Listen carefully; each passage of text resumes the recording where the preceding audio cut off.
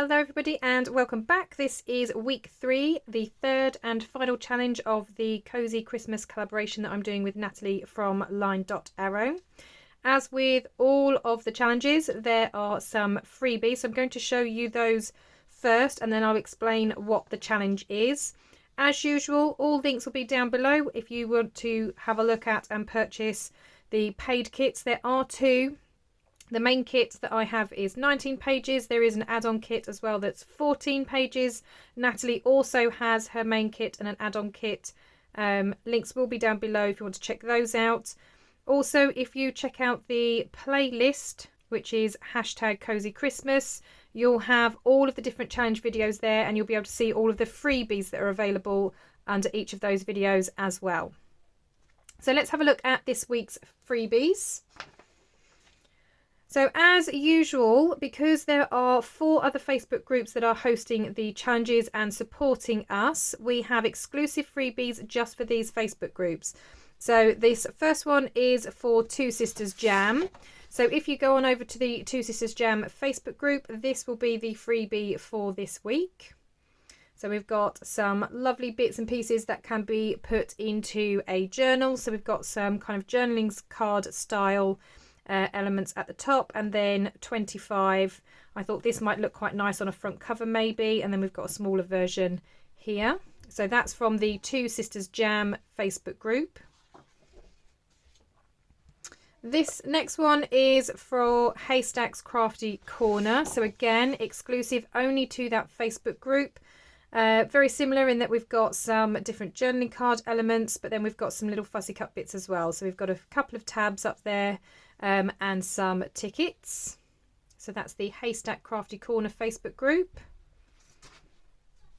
The next one is the Junk Journal Tutorials and More Facebook group. And this is the page. Again, similar elements. So we've got large journaling cards and then some smaller bits here. So this could be used as a tag. And then we've got this pine cone tag there as well. So that's exclusive to the Junk Journal Tutorials and More Facebook group. And then the last one is for Sweet Pea Papers Facebook group. And this is the page that you can find there. So again, similar elements. We've got some larger journaling cards, a few kind of smaller cut aparts as well. But some nice bits to kind of decorate your journal or smaller projects. So each of those freebies are available exclusive to their own Facebook group. So again, links will be down below if you want to go and join those Facebook groups, and you can have access to those freebies. The next freebies are for the challenge specifically. They will be in the LineDotArrow Facebook group, or you can find them on my Kofi page. Natalie will also have her own freebies for the challenge. Again, you'll be able to find those in the LineDotArrow Facebook group or on her Kofi page. So these are the freebies for the third challenge, and you might be able to guess from these what the challenge might be. So they're all very bauble shape, and then I've got a shrunken page with both of them on there in case you wanted some smaller elements. But yes, this week we are making bauble style dangles. So I'm going to put those to the side and get all of my bits and pieces ready on my desk. Okay, so I have already gone ahead and cut a lot of my pieces out, only because I did not want to waste time doing that on camera. I used my Cricut to cut each of the shapes out and then used some dies to kind of cut out the circles. So I have made some beforehand just to kind of give you an example. So we have this scalloped edge one. With the lady on, and then on the back this is what was actually punched out. So I did this on a thicker card. So this is 300 GSM card, and then I have one of the background pages from the kit on top of that, and I'd done this a little bit thicker because I wanted to make this into kind of like a shaker card or a shaker bauble. So I've done that there. I've got some acetate in there, and then I've used one of the tabs from the freebies just to kind of create that bauble look. So that will be hanging, and like I said, a nice little shaker. I then did one with the mini one as well, just trying to show a different way. This time I've just put a ball pin and then added some lace and some ribbon. But you've got that lovely cozy fireplace on one side, and then again the kind of shaker elements on the other. So just to kind of show you some different ways that you can use these cutter parts. I've then got this kind of dangle here. So again, this could be hung. You could almost use this as a bookmark in your journal. So kind of attach this to the spine, and then you can kind of hook these within the pages because it's nice and flat, apart from the beaded bit at the bottom. But this is just that twine that I've been using in many of my projects for this Christmas collaboration. These two are actually from Nathalie's Freebies, and then I just put some beads together at the bottom in nice Christmassy colours, and then we have that dangle there. Obviously I do have these two bits which were the circles cut out. They are white on the back, so I'm thinking I might try and do something with those. I've also got these which are already backed onto that stiffer card. Again, I'll try and use those as well at some point. But for today, what I wanted to do was with the 25, I was going to make a little shaker from this. So again, on that stiffer card, I have this in a hexagon shape. I found a hexagon die that actually fits perfectly. So I'm going to use that to cut my window. I've also got this bauble shape, which again, I'm thinking I might do something similar to this one without making it a shaker though. But just have some elements kind of dangling off the front. So I might pull out some lace and some ribbon, and then also have the bead on there as well. And then this one, these are some of the other elements, and I was thinking of literally just layering them up and then having them as a kind of layered dangle just as it is like that. So I think we'll start with the shaker first. So I'm just going to move the other bits to the sides. So the first thing I need to do then is to cut out the hexagon shape. So I'm just going to grab my die cutting machine. Okay, so I do have the Sizzix Big Shot. I also have the Big Shot Switch, which is the electronic one. But because I'm only doing this one, it's much easier to kind of get this pulled out. So I'm just going to use some tape just to hold that die in place. Now this is a low tack tape. It is designed to hold the dies down. So I'm just going to run this through.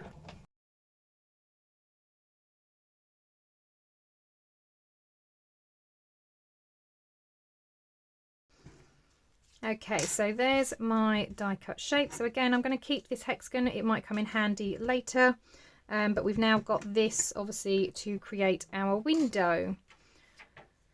So for the acetate, I just use old packaging. Obviously you can buy acetate sheets, but I like to recycle the packaging. So whenever I get new stamps, because of the way that I store my stamps, I always end up with a sheet of the acetate. So I'm just going to kind of cut around the shape that I need.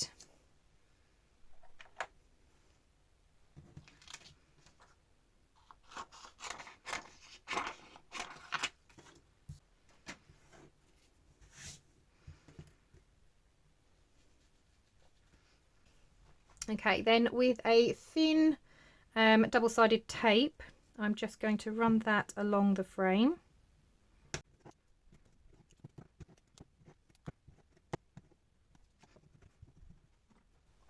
Okay, so I'm just going to remove the backing tape, and then I can pop my piece of acetate on top.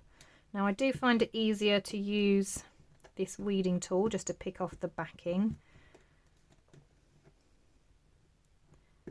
It just slides under and peels it back, otherwise I'm here forever normally. And the same with stickers, I can't do sticker backings either. But I find that this helps a lot. So just going round, making sure I've done all of the edges. Yep, I think that's all of them. Then I'm just going to pop this on.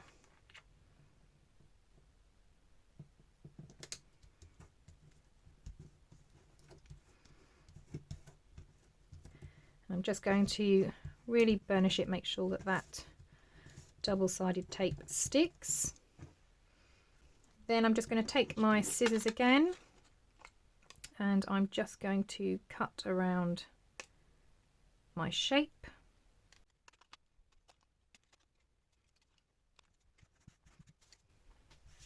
Okay, and there we have the window. So I am just going to ink a little bit around the edge of here. I have used this ink on the others, which is why I'm doing it on this one, but you don't have to ink if you don't want to. Again, I'm just going to go around the edge of this one.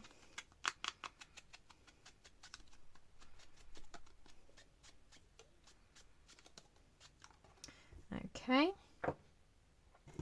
Right, and then, just making sure my writing's the right way up, I'm then going to put some foam tape. Now I have these really thin strip ones, which I think are really useful for projects like this. Just gives it a little bit of dimension. And it's really easy to kind of turn these as well. So I just peel back the strips, lay it down, and then turn it. And because it's nice and thin, it's easy to turn. So unlike the double-sided tape where I have to kind of like cut it, I don't have to do that with this, which is so much easier. Okay, so there's my second strip. Now because this is going to be a shaker card, you need to make sure that those are butt up quite tightly, because obviously you don't want any shaker elements escaping. And then I need to cut it about there.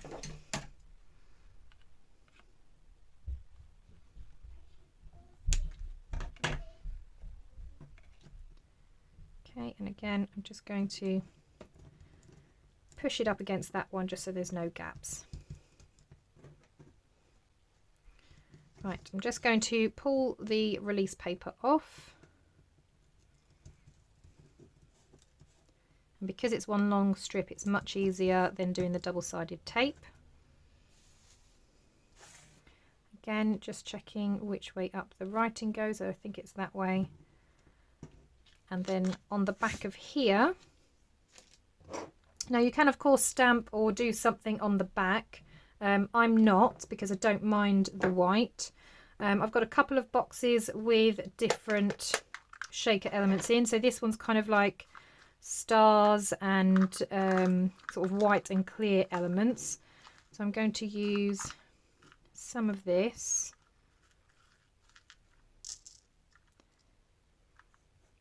Now you don't want it too full. If you overfill it, it doesn't move around too much. So I'm only going to put a few in. Now you can buy little scoops, which does make this easier. Very much like glitter, I always end up that I find little pieces on my hand still at the end of the day. Now this is all sorts of colours, so I'm trying my best to try and pick out the more Christmassy colours, like the golds and the reds and the greens, but it's not always possible.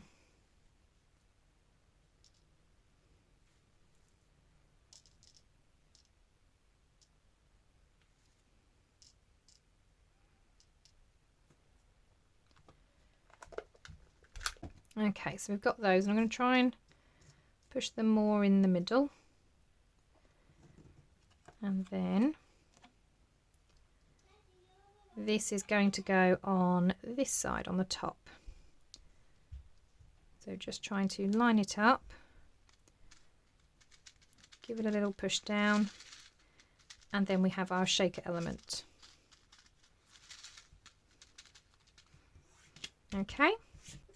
Now I was thinking for this one I also want to use this tab at the top. So this one is a bell with some holly coming out. So I'm just going to fold it over and just give it again a little ink around.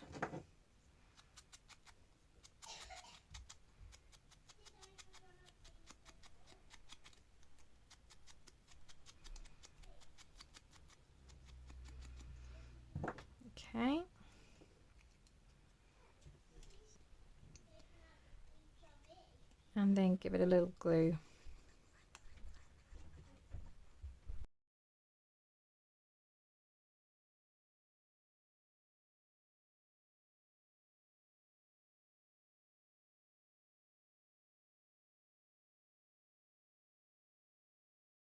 Okay, awesome. So that's that, and then we've got the little shaker bit on the other side with all of our little sequins and bits in. Like I said, you don't want to overfill it because otherwise nothing ever moves about.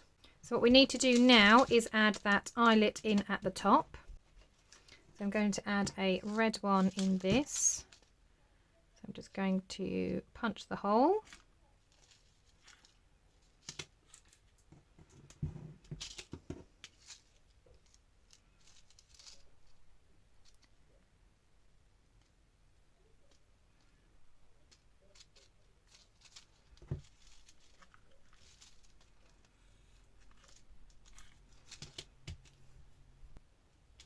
There's that one, and then we need a little bit of this.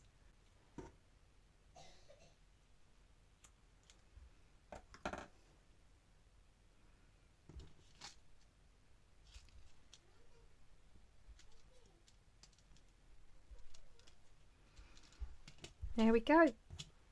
There we go. Another shaker tag. Right, so on with the next one. So we have this one, and this already has, like I said, the pattern on the back. So again, I'm just going to ink around just in case there's any sort of like white on the edges. I just kind of want to get rid of that a little bit, make them look a little bit more vintage.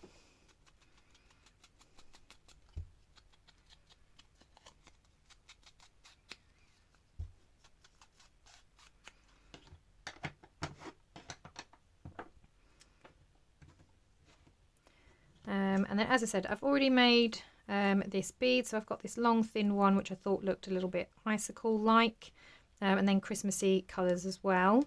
But on top of that I want to add some other bits. So I do have a little bit of scrap of ribbon.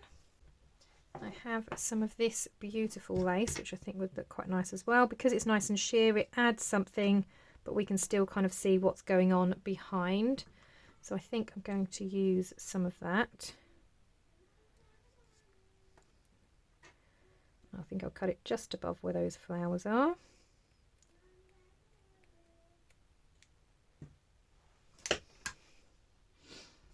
Okay, so we've got that, and then obviously this will be dangling as well.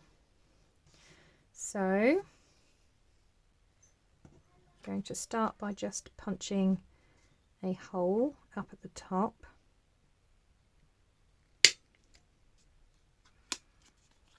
Now, because I've used a thick card, I'm not going to reinforce it because this won't tear easily. And I think I'm going to use a ball pen, but because I've got nice blues here, I'm thinking about maybe using a blue this time.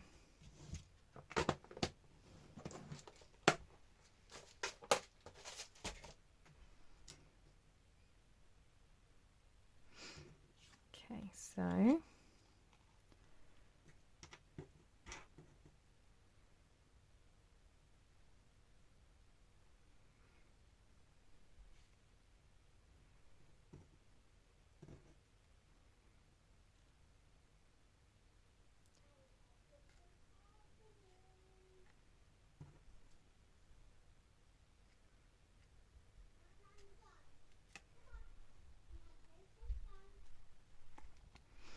okay, and there is another dangle. So again, nice sort of layers. It still feels nice and Christmassy because we've got the reds in there, we've got the beautiful Christmas scene behind, and on the back we've got that Christmassy paper as well. So another cute little dangle. Okay, so the last one is also quite simple. So I've got these different images. I have got this on the back of each of them as well. So I could potentially alternate like that, which does look quite nice, but I really like that image of the girls, so I don't think I will alternate them, but it is an option if you wanted to. So all I'm going to do is just quickly punch a hole in the top of each of them. So I've got 1,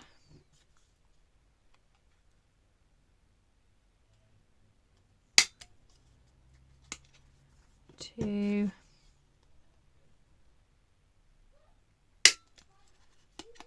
and 3, and then we've got this beautiful butterfly. This was one of Nathalie's, one of her freebies, I believe. So I've just sandwiched some cheesecloth in between these butterflies, and then I'm going to put my hole in one of the wings. Okay, so it's going to be dangling at a bit of an angle. Okay, so again, I'm going to use a bulb pin. We've got lots of green in these, so I am going to use a green bulb pin. I'm literally just going to layer them together